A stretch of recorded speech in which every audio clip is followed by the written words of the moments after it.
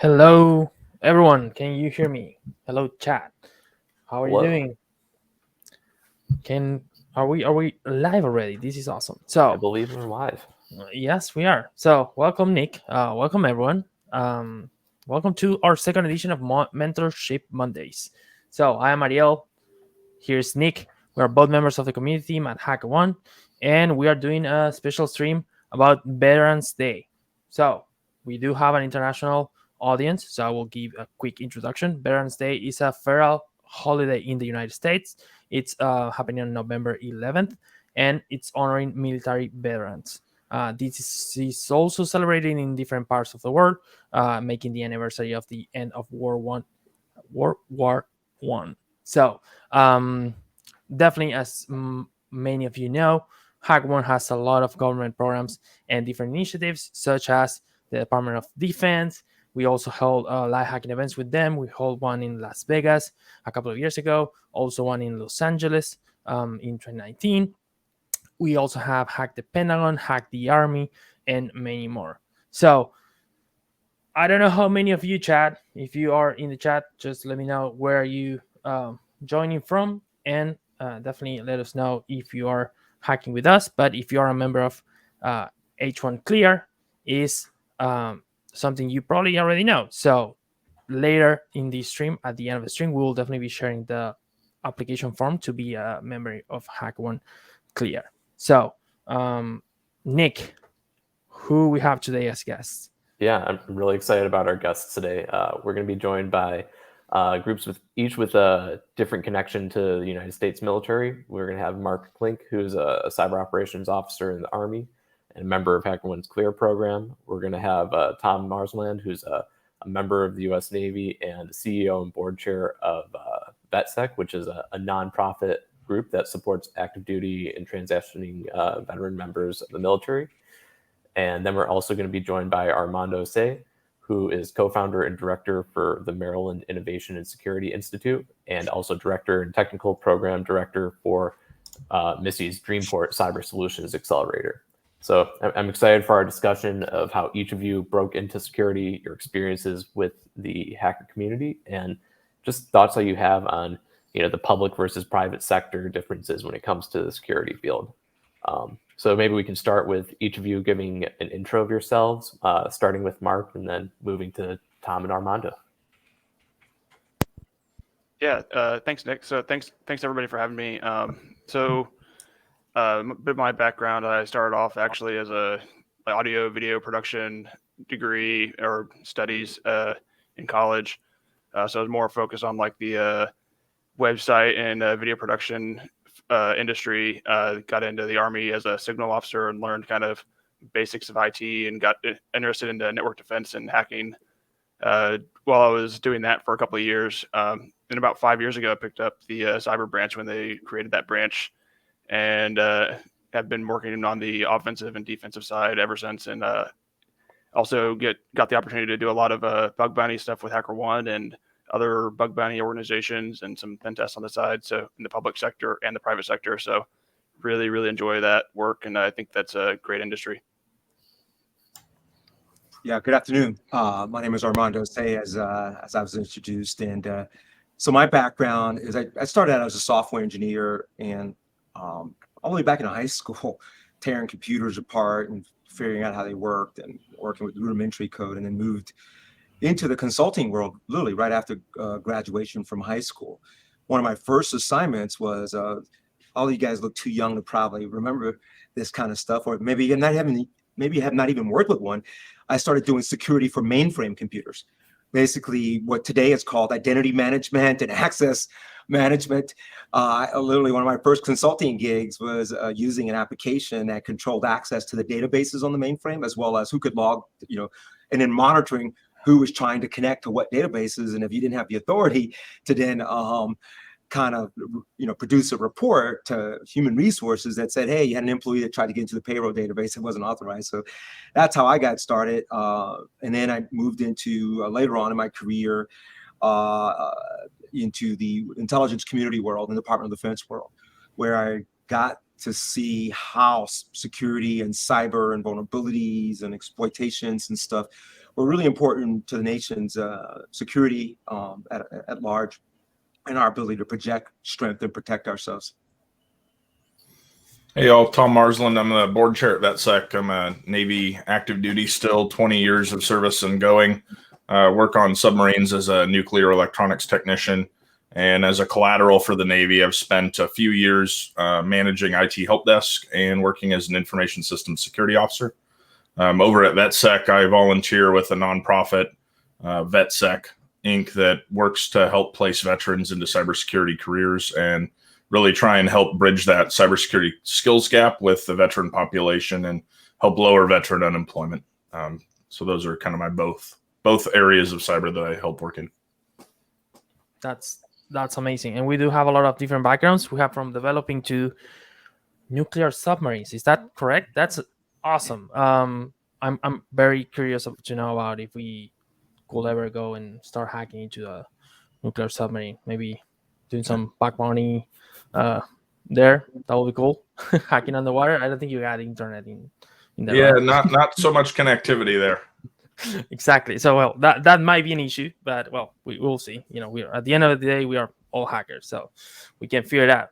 But yeah, starting with the interesting questions for the audience. You're talking again a lot about different backgrounds, and I'm interested to know if you can share a little bit more about your background in hacking or pen testing or the specific hands-on that you have. Do you actually hack in back bounty in the past, or you did some pen tests, hacking some assets? Do you want to start, Mark?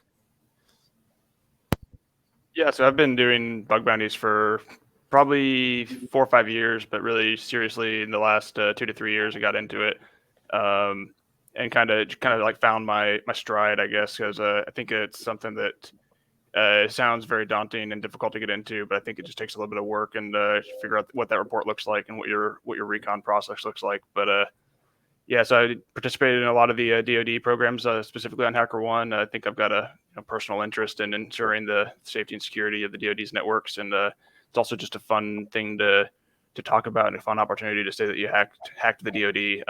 So I mean, some of these things are completely foreign to somebody 10 years ago. And now you get to do it for legally and for fun in your free time. So it's been a lot of good opportunities and a lot of good support from HackerOne too. I think that I've seen the programs grow a long way in the last 5 or 6 years from where they started at with the original Hack the Pentagon program, and then this most recent like Hack the Army 3.0. That's awesome. Do you want to go next, Tom? Sure. Not as much experience here as Mark in the bug bounty realm. I've done CTFs. I'm certified through Pentest Plus. I'm working on my OSCP right now, and I'm working towards that stride myself. I've still got about 2 years on active duty, but that's kind of my realm of interest myself, as well as continuing the nonprofit work and the partnership we have here with HackerOne. So again, appreciate the support. I think it's a great community. That's awesome. Thank you. Armando, do you have some experience hacking or doing pen tests, or maybe hacking some mainframes? Probably dated in comparison to you guys. I was hacking telecommunication systems and the interconnections prior to the world that we have today. Like, I'm probably a little bit older than you guys. So literally finding ways into systems and into file systems, things at the beginning of hacking, I would say. The precursor to the modern way of hacking, basically to find vulnerabilities in what at the time was called mid-range systems and the telecommunication systems that interconnected mainframes and mid-range systems together. Eventually that went into the network world. Today, I would say I manage a bunch of hackers. I mean, we have a red team here, and our job here is to figure out what we can get into, or whether a product that that tells the world that, hey, I can detect certain hacker activity or exploits or whatever, to determine when that product does succeed or when it actually fails and what causes it to fail. Because there's so I get to see a lot of very unique things. I have a team here that writes unique malware. So one of the things that we do is saying, well, anybody can pick up all the signatures of known. Well, what about the unknown, right? That 0-day kind of thing. So we have teams here that write unique exploits for industrial control systems. So Tom was talking about his submarine experience. Very intriguing to me, because I've been working with the Coast Guard of recent, and Mark for Cyber here, and the Army. And next year, in the first quarter, we're launching Hack the Port, literally hands-on, to test both defense and offensive exploits to kind of educate the world around. We're not going to hack a real port, unfortunately, unlike my event last year where we literally hacked a 150,000 square foot building that was empty, by the way. So we, so everything was in play. But so that's my background. That's insane. I have so many questions. So it's amazing. I will keep to my script for a little bit because we have some interesting questions to talk to you. But definitely interested in hearing more about hacking buildings. Yeah. Mark, you had you just made a comment about how 10 years ago it was very different to work with hackers. How do you feel it's changing? These thing, like the U.S. government working with hackers and hackers actually wanting to go and hack the government to get more reputation and not only the swag or a badge, but getting that feeling of hey, I hacked the Department of Defense. How do you think that's has been changing and how does it feel? So I think it's really great obviously hacking's got this criminal connotation from both the movies and some in real life, and I think that 10 years ago, I don't think that anybody thought that I think people thought that DoD would be like the last organization to kind of pick up on this new bug bounty concept and allow the masses to kind of attempt to find and report vulnerabilities. So I think that was pretty foreign concept, at least to me when I first heard about it. But I think that it's come a long way, and honestly, I think that it's a good step forward, and it's a good way to show that it's a safe and reputable process that helps organizations with security, kind of through a crowdsourced model. And then from my perspective as a hacker, it gives me a really good opportunity to test some pretty unique reconnaissance and exploitation type things that you don't get on some of these smaller targets or a smaller pen test, because the DoD's got such a large network that there's so much stuff to look at. And and even though it's initially overwhelming, I think that it's interesting because a lot of the other programs, it's difficult to get into because they're over-reported, or there's so many people looking at these other programs, but there's so much scope in the DoD target that it's so easy to find something. All you have to do is start looking. That's great. What do you think, Tom, about it? Yeah, same thing. I think it's nice to see the DoD stepping into that realm where they're participating in platforms like that. I do think that we're seeing a lot more of the move towards an agile framework for the government and DoD with stuff like the Civilian Reserve Cyber Corps, the special duty pays that they're now giving to members of the military that are participating in cyber operations, things like that are going to continue to incentivize to recruit and train people that serve both in the government as a civilian and in the military in cyber. Just going off of that, one of the things that I think is interesting, like, what have you found to be really helpful, like as you're training up in security, like from the certifications to, the degree options available? Are there any that you've found useful or that you're really seen among peers to be effective? You mentioned training for the Oscp. So I'm not one of those people that learns, unfortunately, simply through the try harder and bashing your head against stuff. But definitely, more hands-on and networking, talking to people who have been there, done that, and can show some of that, and just hands-on experience versus, a lot of us in the military go to training and we'll sit through a 50-minute PowerPoint. We always call it death by PowerPoint, but getting the ability to go hands-on with a lot of that stuff and platforms that provide that ability, I think, is a big benefit for us. Yeah, Tom is spot on in his comments. We train a lot of the warfighter here, right? We are direct component or aid or partner to Cyber Command, but we also have NSA. Again, all the combatant command entities that interact with us through Cyber Command, but then other DoD and even civilian organizations that are starting to engage with us. But what I have found is that the typical soldier or warfighter that's enlisted is they are quickly realizing that when they go to training and they come back and they get put on mission, that death by PowerPoint didn't teach them any functional skills. they're hey, now I need you to go, somewhere in the world and go do something. It's like, I've never done it. So the way I kind of frame it is, do you want a surgeon operating on your brain or your heart that's actually never done brain surgery or heart surgery, just read about it, kind of thing, right? It's like that old, like, hey, I slept at the Motel 6 last night, kind of thing. So to me, it's not, I think certifications are good, and education is good for the foundation, but particularly in the real world, I have done it before. I know what it looks like. I know, how it reacts. I know how to pivot when it reacts a certain way. And we see that here every day.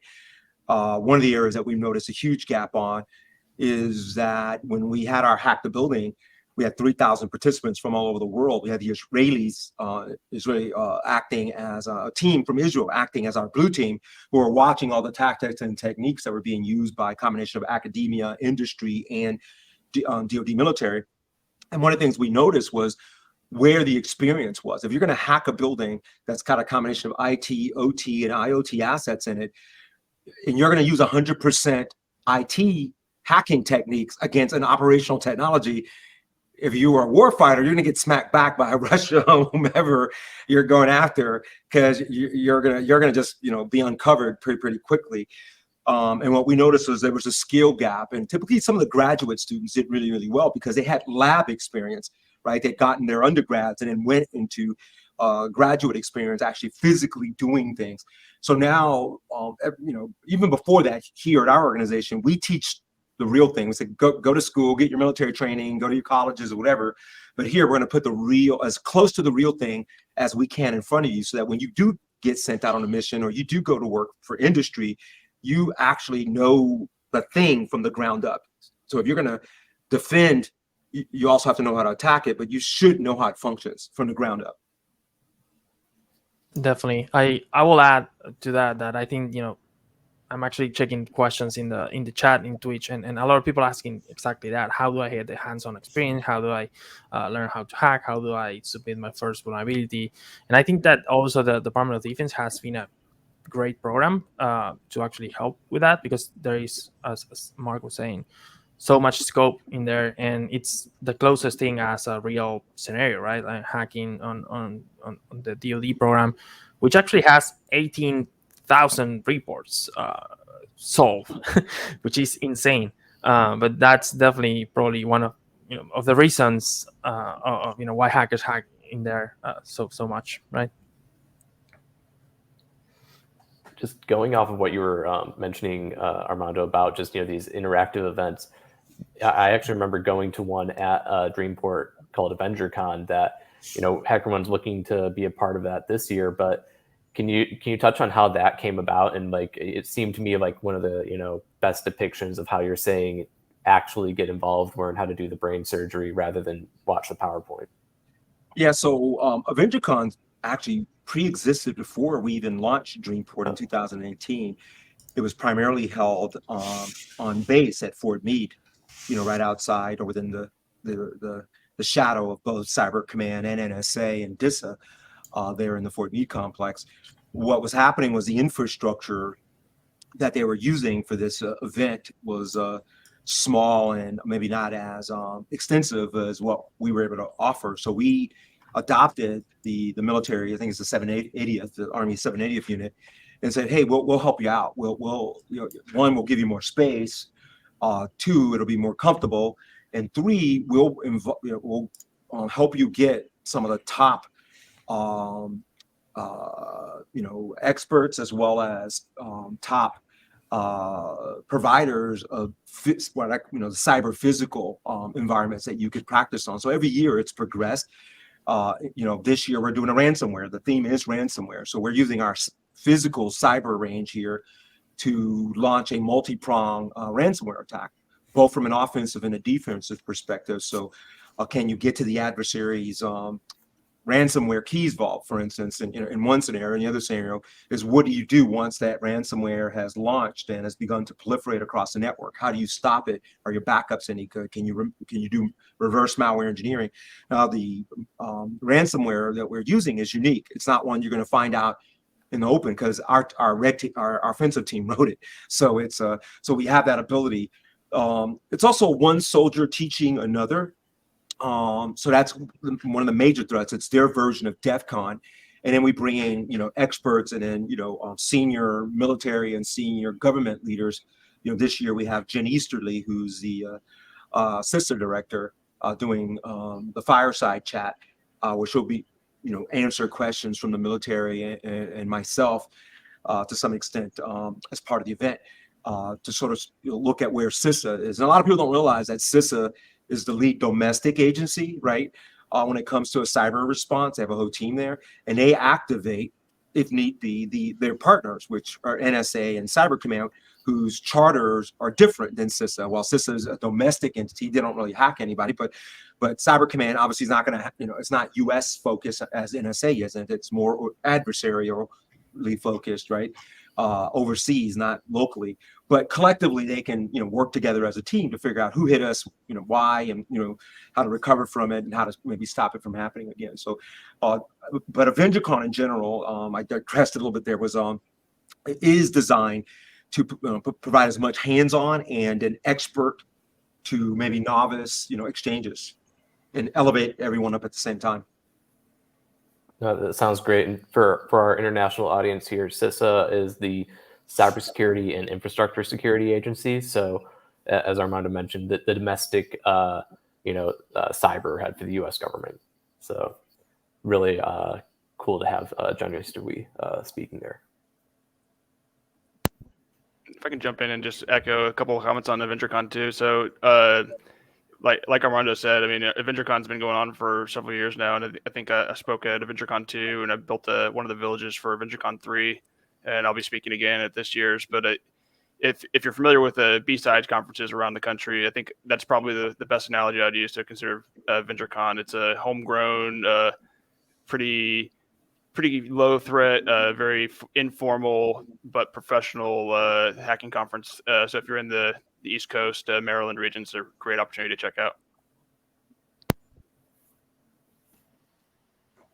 That's great. So let's change topics a little bit. By the way, Nick, you mentioned we are sponsoring AvengerCon, right? You want to cover that? Yeah, we're going to be in Maryland participating, so we're excited to see you all in person. Glad to have you guys, and keep us in mind for Hack the Port. We're looking for some good hackers to go try their skills at critical infrastructure from a port. Have you make a crane go crazy or take out a port facility, or so we can learn lessons, right, on how to defend, right? Sounds a pretty interesting challenge, by the way. Yeah, so regarding giving advice to hackers and helping them about what to start, again, a lot of people in the chat, and I think that's one of the main struggles for the people that are new in bug bounty or hacking or in infosec. I will start with Mark. What advice can you give to a hacker that wants to start hacking on or focusing on government programs specifically? Do you think that's a good place to start? So, I mean, I don't think it's a bad place to start. I think that a lot of it depends on your experience level. So I think as I mentioned a little bit beforehand, I'm not classically trained as a hacker, if you will. I think with the background in audio video production, I think that it really just comes down to taking a creative approach or using your own individual skill set to tackle a problem. I've done a couple of live hacking events with other bug bounty researchers too, and I think that one of the things that I learned out there is, and I think it's echoed in the chat too, but pick something that you're good at, something that you can do well, however benign or easy as you might think it is, and then just go look for that. If you're looking for remote code executions, you're going to find remote code executions. But if you're looking for cross-site scripting, you're going to find it. And don't get discouraged. Like I said, it took me 2 to 3 years before I really found my first bug and kind of understood the process. And a lot of that was just trial and error. So I think listening to a lot of these events, participating in conferences, I think as Tom mentioned, the OS.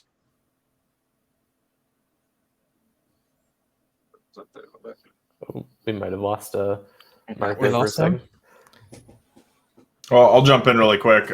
I'm going to echo exactly what Mark was going on with there. Starting out small and picking something there are so many resources out there for military and for veterans to learn. and to grow in this field, that you don't need, an $8,000 SANS course to go figure it out. There's stuff out there for free. There's stuff out there that's extremely low cost on the subscription basis. And then just identifying fellow people that have been there and done that, and networking with them. That's one of the kind of goals that we have over at VetSec, is to try and provide a lot of that kind of in a collated learning path form for people who are looking to go into offensive or defensive security once they transition out of the military. It's the same thing we covered at our virtual conference that we did a week and a half ago at VetSecCon, was presenters who have successfully made that transition, giving back and sharing kind of what they did and how they can get into it. So for the bug bounty CTF realm, it's the same thing. Just like what Mark was saying before he dropped there for a minute, pick what you know and look for that, and use the free or low cost resources that are out there to work on skilling up. We do cover these type of topics in other streams, and I think there is always one thing in common, that everyone being successful at some level in bug bounty didn't happen from day to night, right? It takes time to learn, requires dedication, and you need to sit and learn. So yeah, don't expect finding bugs from day to night. Just spend some time, keep trying, keep learning, and it will be there. And Tom, you actually hit on a point that I think is really interesting, just the amount of resources that are available online for free, that you don't have to there's so many resources that you can take advantage of. It almost becomes a problem I've seen, where how do you know what to pick? So I think if each of you could maybe touch on, what resources you've found to be helpful for either, hacking resources specifically, or those that you use to stay up to date with what's going on in the cyber world. I know at our organization here, when we're running our internships, whether they be college, high school, or a mix of enlisted with civilians, with college students, which are my favorites when you get those three groups together. But one of the resources that we use here is an organization by the name of Cybrary for some of the foundation laying. Their stuff in their online labs tend to be really, really good. They're low costs. There may be some of their modules that are free, but they're super low cost. And their stuff just keeps getting better and better and better as they continue to add more and more quality. We've had a lot of rave reviews by a number of the participants in our internships here that the Cybrary modules have prepared them, or have actually polished off their knowledge skills in different, whether they wanted to learn Python or prepare for the Oscp, as Tom is doing. We actually, the last cohort we had with the Marines, they were preparing for that. So Tom is brave, because that's talking to Marines who've gone through that. They're like, course, there's it's not for the faint of heart, to get to that exam. So the fact that he's going to it, that's kudos to him, because I could tell you, out of a class of 20, I think we reduced it to maybe 3 that had the guts after 10 weeks to even try it. It was a pretty daunting curriculum, but again, Cybrary, I would say. And Tom is right. There are so many free resources out there. CISA has got more authority. They're getting more funding. They're putting more instructional material out there, and they will as they continue to go forward, particularly in the area of critical infrastructure cyber, which is a big deficit. And that's a point that I want to make, is we use the term hacking ubiquitously, right? It's sort of like saying cyber, right? Okay, well, what part of cyber, what discipline? I would say what we've learned here is that a hacker is not a hacker. I mean, if you don't know industrial control or the grid, you're not going to hack the grid. If you don't know 5G networks, you're not going to probably be that great or that adroit at figuring out and finding vulnerabilities within a 5G core. And I could just keep going down, right? Don't be the master at something. Right now, there's a high interest in critical infrastructure. I think it's top 3 in the country right now. I know some of the young people that we work here are getting constant calls when they've known that they've come through our critical infrastructure class here on protecting and doing that, and also the hacking aspect of it, where we teach a good defense is a good offense kind of thing. But I have to second and third Tom's comments about free resources, and we just add that pick a discipline as well. Hacking one thing is not the same as hacking another thing. and it becomes obvious, particularly, University of Arizona. I don't think we did a course here with NSA. The NSA particularly brought that team here to teach vulnerability discovery, 0-day. And I sat with these brilliant minds from that university who were teaching me, and with the NSAers, well, what gives, why this combination of involvement? And they're like, because finding 0 days and hacking is at the end of the day really hard. You don't know when you're going to hit gold, and so teaching the patients, teaching all of the different ways you have to think about things so that you can get into something that maybe you didn't get into before is important. So patience as well. Yeah, I think Armando hit a good point there with knowing the discipline you want to go into. We have a lot of military members that did something IT or close to cyber related in the military, and they joined VetSec to get some mentorship about, hey, how do I get a job on the outside? What am I going to go do? And we say, well, what do you want to do? And they say, well, cybersecurity. That's why I'm here. I want to get into cybersecurity. I say, well, what about that? And they're like, I don't know, what's out there. And I think educating yourself on those domains and figuring out where you want to go. There's so many resources. I couldn't begin to list them all, from places that like this, where you can join and work on bug bounty, from just going to places like CTF time and just practicing on some CTFs when you get some free time. Other platforms like Try Hack Me or Immersive Labs or Hack the Box, or you name it, they're all out there. If you're looking to get certified to meet the DoD 8570 requirements, go to YouTube and look at Professor Messer, Over the Wire and Under the Wire for PowerShell and for learning Linux. There's everything out there. You just have to know what area of cyber you want to get into, what that discipline's going to be, and what really, I think at the end of the day, what interests you. Because if it's something that interests you and you enjoy learning about, you're going to be willing to take that deep dive on it and specialize in that area. And I would say you don't have to be a number cruncher, software engineer, electrical engineer, mechanical engineer, chemical engineer. All of those are disciplines that do apply to cyber, believe it or not. And I've seen that work here. I've had naval midshipmen here who did not understand electricity, yet the goal was to hack at something that had a layer of electrical engineering. So the young person with the electrical engineering background helped the hacker who did not understand how electrical engineering worked and how to have his cyber effect, how to successfully, impact that particular target that he was aiming at. Software, defined radios and, your reconnaissance. But I'll also say is that you're a psychologist maybe in the military, and you say like, wow, but I'm going to get into cyber. It probably doesn't apply to me because I'm a psychiatrist or whatever, right? Believe it or not, as we like to say here, hacking the human is one of the easiest things the adversary does on a daily basis through social media. So a psychologist can help in the world of cyber and hacking to help make the human society, our nation, our warfighters less resilient to being attacked by the easiest type of hack, which is the social engineering, the hack the human approach to it, right? Which is still the weakest vulnerability. Or how does a certain defensive or offensive tool really improve the hacker's ability or the defender's ability, right, to be successful? And as a psychiatrist who studies human behavior and human response and anatomy, I mean, from a mental perspective, imagine that skill at observing whether or not you're something that you're using or a technique or sets of tools are actually being effective. So is the problem you because you don't have enough training? Is the problem the computer? Is the problem the tool? Cognitive psychology in cyber it is an art, as well as the policy side, as I mentioned. So there's a lot of disciplines. I mean, the whole policy side, it kind of happens here all the time. When we look at international policy, what is cyber warfare? When is it legal? What are the limits of the below threshold of kinetic warfare? And those kinds of things, and study doctrine of other, of our adversaries, right? If you're going to hack something too, you understand what their doctrine is, as a national or country, so that you can figure out, how you may do that. God, I'm getting into strange territory because I'm talking about nation state stuff, but I'll have to behave myself here before I get in trouble.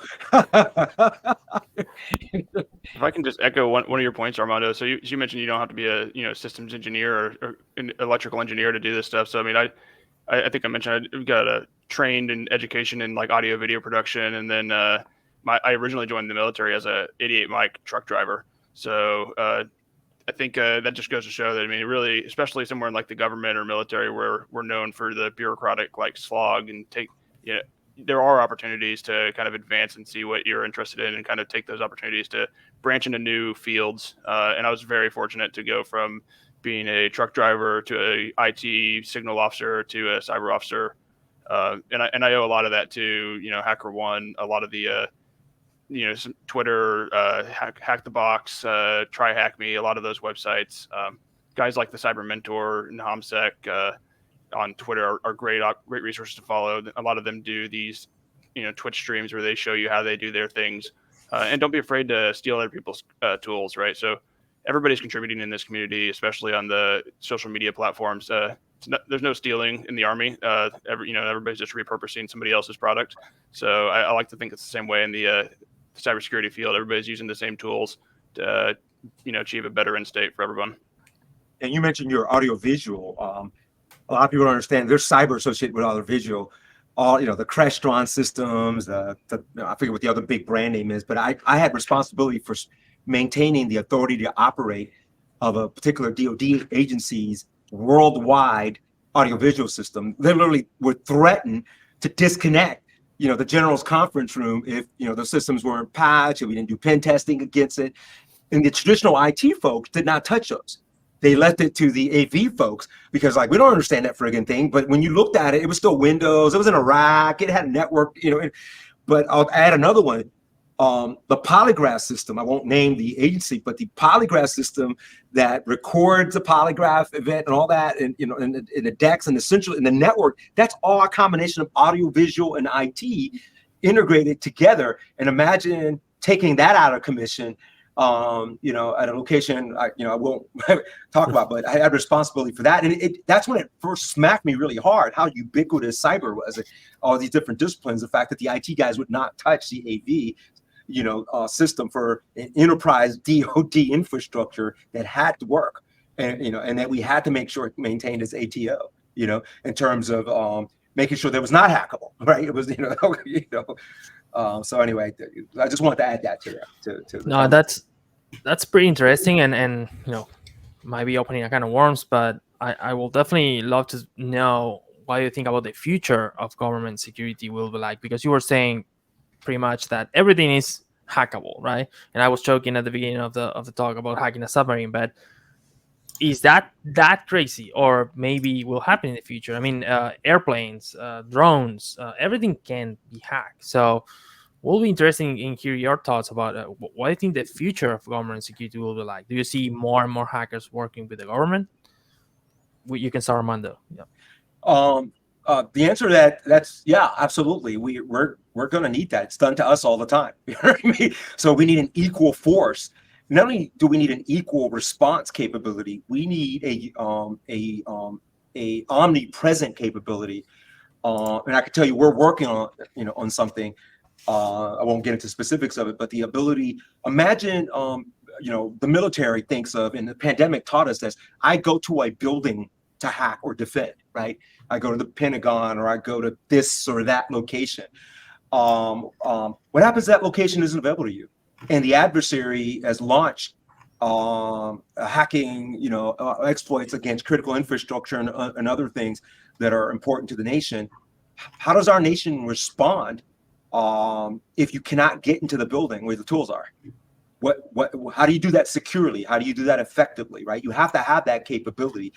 Sort of like the movie The Day After Tomorrow kind of thing. If you remember, that was a disaster movie. What happens the day after tomorrow? And the pandemic kind of forced that on us, saying, oh, you can't go to that facility for the next 3 months or so. Okay, well, how do I do my job? Obviously, people did go to buildings, right? And absorb that risk because that was what they had to do.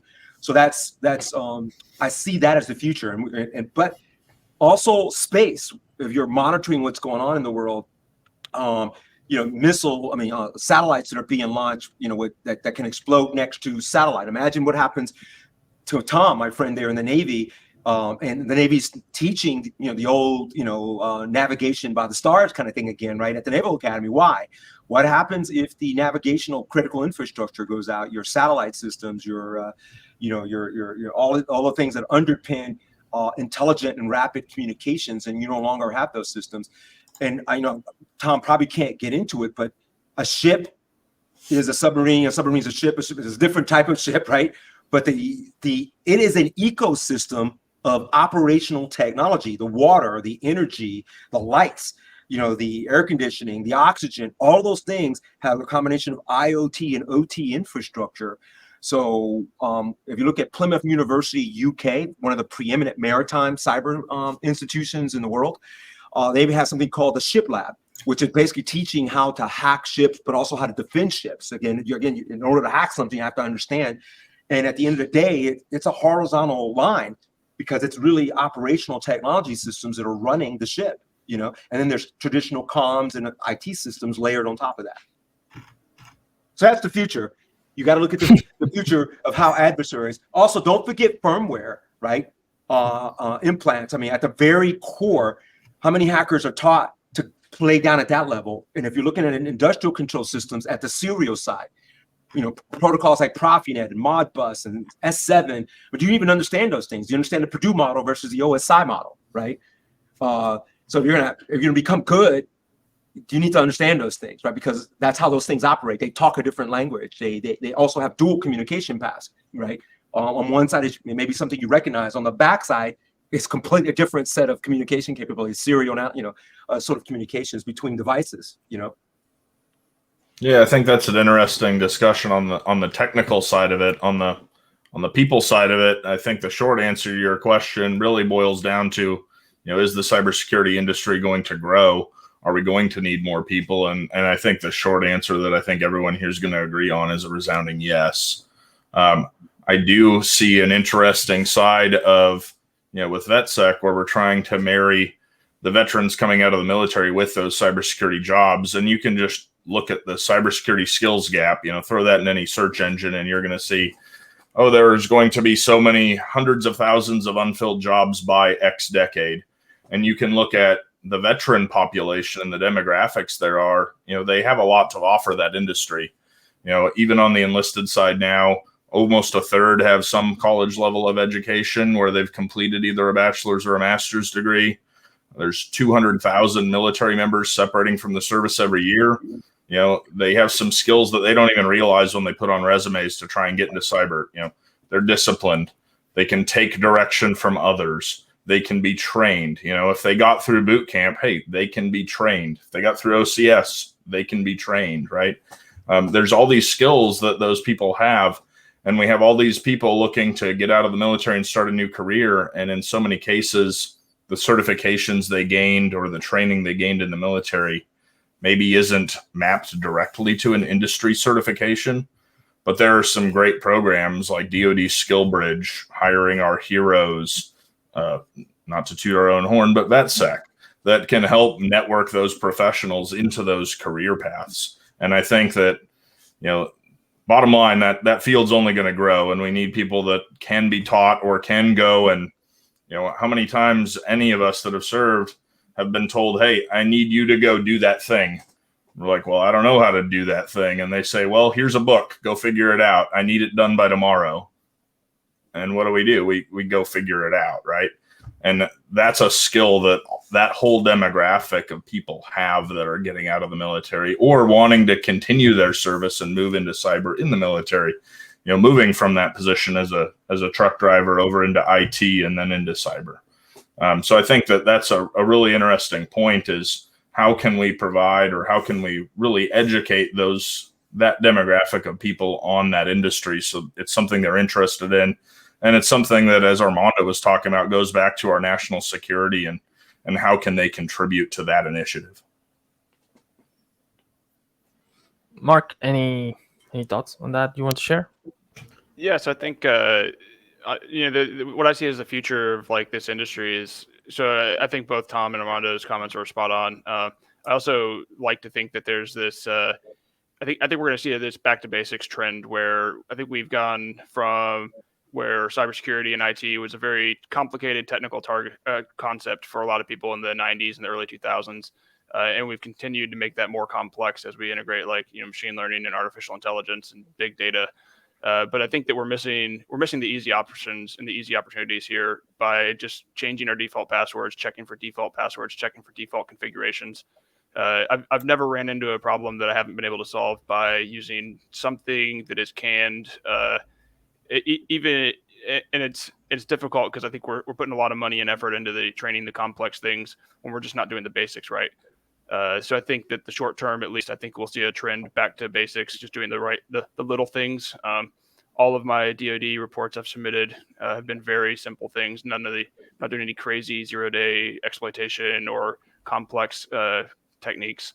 So it's a very approachable industry, and I think that as we grow, I like to see a trend towards bringing in some non-technical people, as Armando said, some psychologists, some people who don't have that IT background and are just looking at things from a very different point of view.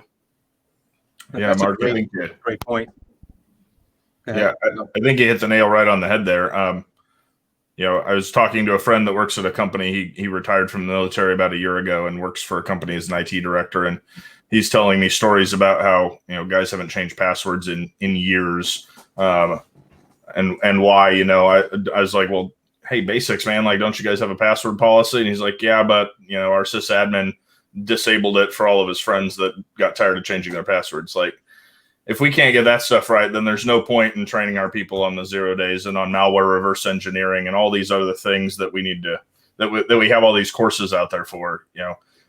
Let's talk about, the Center for Internet Security basic practices or the NIST 800 basic practices. And let's get that baseline. And you're absolutely right. People talk about sitting through their annual cybersecurity awareness training, but if you don't ever practice it, that's why we have those things, is because it's not being used. Yeah, that's a great point on the basics. We support some DoD supply chain experimentation type stuff. Cyber resilience, cyber risk within the DoD supply chain, particularly the small to medium size portion of the supply chain, which is the bulk of the DoD supply chain. A lot of people, when they think DoD supply, well, it's got to be Northrop and Boeing. Yeah, Lockheed. Those are the big names that we all recognize, but they rely on an army of small that make that one bolt. There's only 3 companies in the country that do this or do that, because those big companies can't do everything and they can't buy everyone that has the specializations that the Department of Defense needs to manufacture weapon systems and all the other stuff that we use, to defend and protect the nation. I think veterans, we have some SkillBridge folks here. I think we're in the process of getting SkillBridge certified. That's something that we discovered as well. And we do a lot of organic work here. One of the things that I like about what happens here is when someone has difficulty or their timing on their clearance is a little bit off, they'll spend 6 months to 7 months here waiting for that. And what we learned is that while they're here, we put them to work on real world issues, and then they go back to that mission desk with a lot more skill than they actually arrived at when they came in. They connect the dots to access a finishing school. And then they come back almost like as alumni to this facility. They'll just come out and hang out because they learned so much here. But our veterans of part of this organization, part of several other organizations, have had and sold companies before, and we've always worked with veterans and getting to, I think Tom was making a point that communication skills, customer service, documentation, technical rating. I would even say artistic when you get to extended and spatial computing. I'm testing out a bunch of extended and telepresence technology now, right? Again, the pandemic forced these kinds of technologies to accelerate. It's like, what happens when you can't get there? How do you, do something, at a complete distance? Not just the network, but you're dealing with another human. The other thing is about cyber. A lot of people look ahead. They're looking to the horizon. You have to do that because the next thing is coming, right? And you got to be ready. It's not going to come when you on a schedule. It's not going to come on, it's not going to make an appointment with you. The adversary hacker is not going to come up and make an appointment. I'm going to do the 0 day on this day. Just be ready for me when I come, right? You don't know how it's going to come and in what form it's going to come. But sometimes the simple problems or the simple solutions are the easiest way to solve an immediate calamity. If you look at what happened during the NotPetya, attack on the Ukraine and their power grid, at the end of the day, they went back to the old analog systems. That was the only way they could get their grid back up and running. There was no way they were going to get the power back up relying they kept, just hitting their head against the wall, in terms of, the automated systems, right? It was the old systems that weren't hackable. They were able to get online. You could blow them up, but you weren't going to do it with software necessarily as easily. We have an old typewriter here, so people, and it always catches people's attention when they come through. Like, why do you have a typewriter outside of your dry lab? It's like, sometimes looking back before you had the problem is where the answer is. It's like what happened? How many hacks that we have on the typewriters? Yeah, somebody could take the roller off and see what keys you hit or something, or they put some sort of hidden material underneath the thing. But hey, it wasn't electronically hackable, right? Let's go backwards sometimes to go forward. Yeah, no. I think that's. I say it at the beginning of the question. I might be opening a can of worm, right? And I think I will. But that's the thing. I think the future probably needs more hackers, and I agree with all you guys were saying. Everything is hackable, right? Everything can be hacked, and definitely we'll need to to have more professionals and more people with the understanding. So eventually we can start trying to secure all these crazy things that are being released and we are using every single day, right? So I think we're pretty much on schedule right now. Nick, do you want to close with something? Any comments? Any final questions?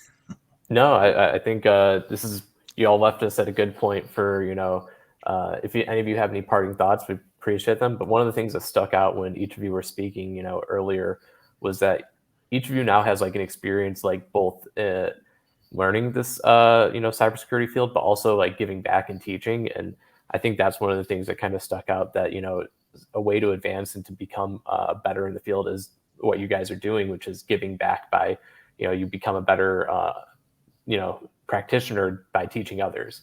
And so it's really awesome to see the work that you all are involved in. Yeah, the apprenticeship model is one I'm a big fan of. You hear that term coming, when people learned how to weld and build cars and build furniture, they didn't go to college to learn that. Maybe to help with some of the measurement and the math and being able to do calculations, right? But you had some older guy or some older woman who had been working at the place for 20, 30 years. My family back in Martinsville, Virginia, when they got out of the military and they couldn't get jobs, they went into the factories at the time, and they learned how to shoot guns and fix tanks and planes when they were in the military. But now that those weren't skills they could use in Martinsville, Virginia. So when they got employed, there was someone who had been doing something for 20, 30 years who they sat next to and said, I'm going to show you how to build this furniture or build this car or build this engine or weld. I believe that, and I've seen it here firsthand, that cyber is a lot like that.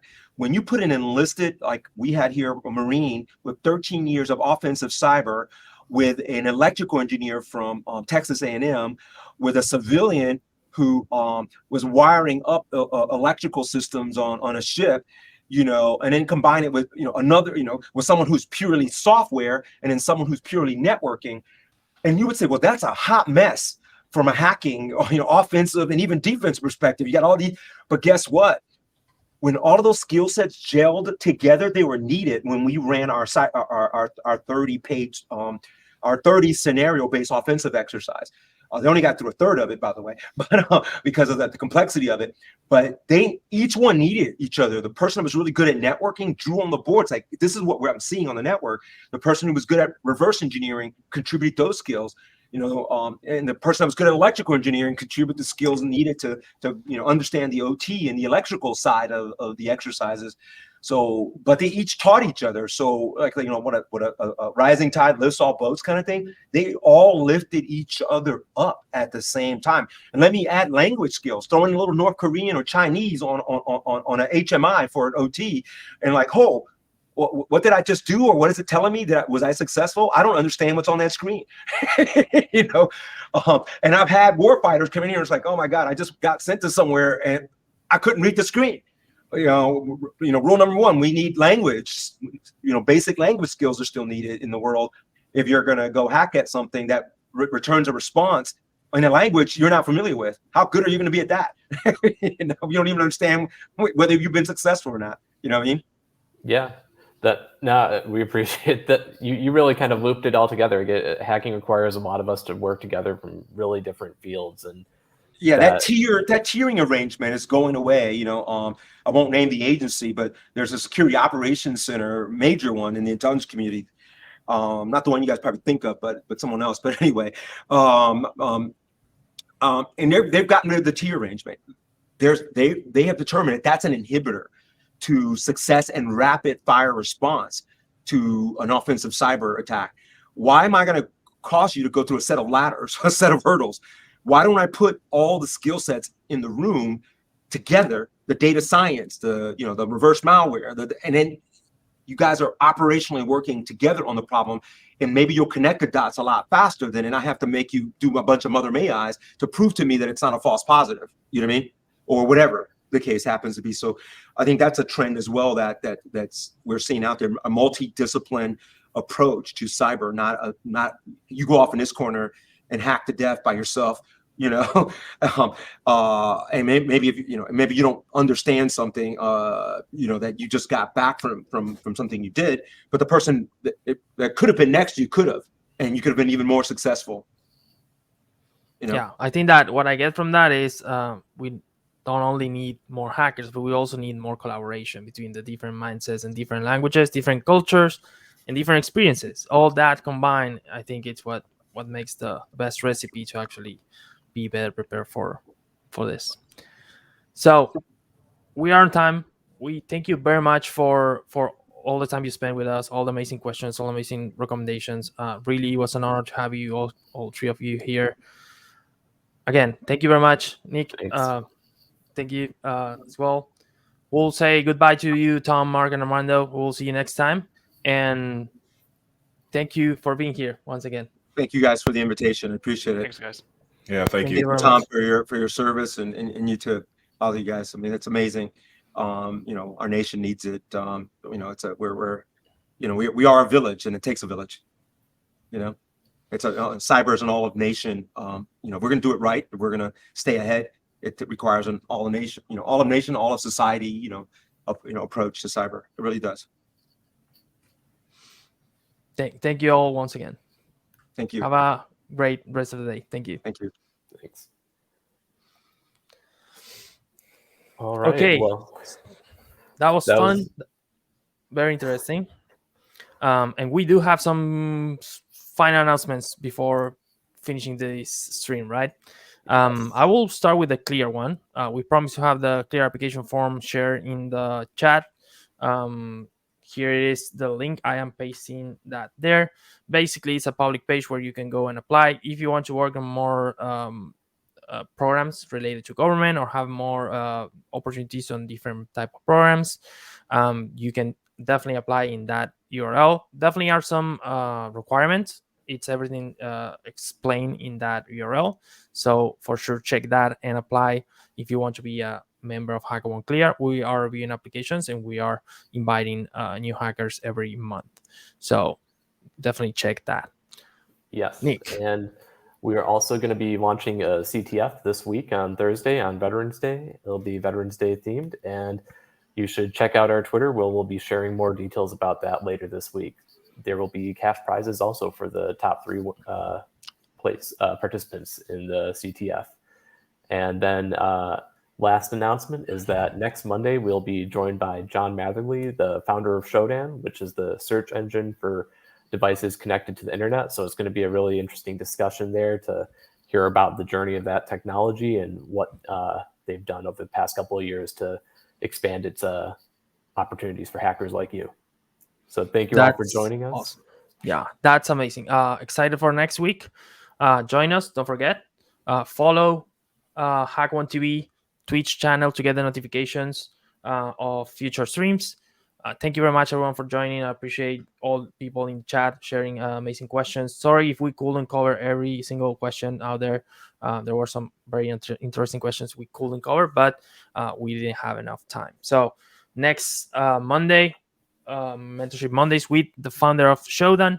And that's pretty much it. Happy Veterans Day in the US and everyone, every other country where they are celebrating that. And that's pretty much it. Thank you, Nick, for hosting with me.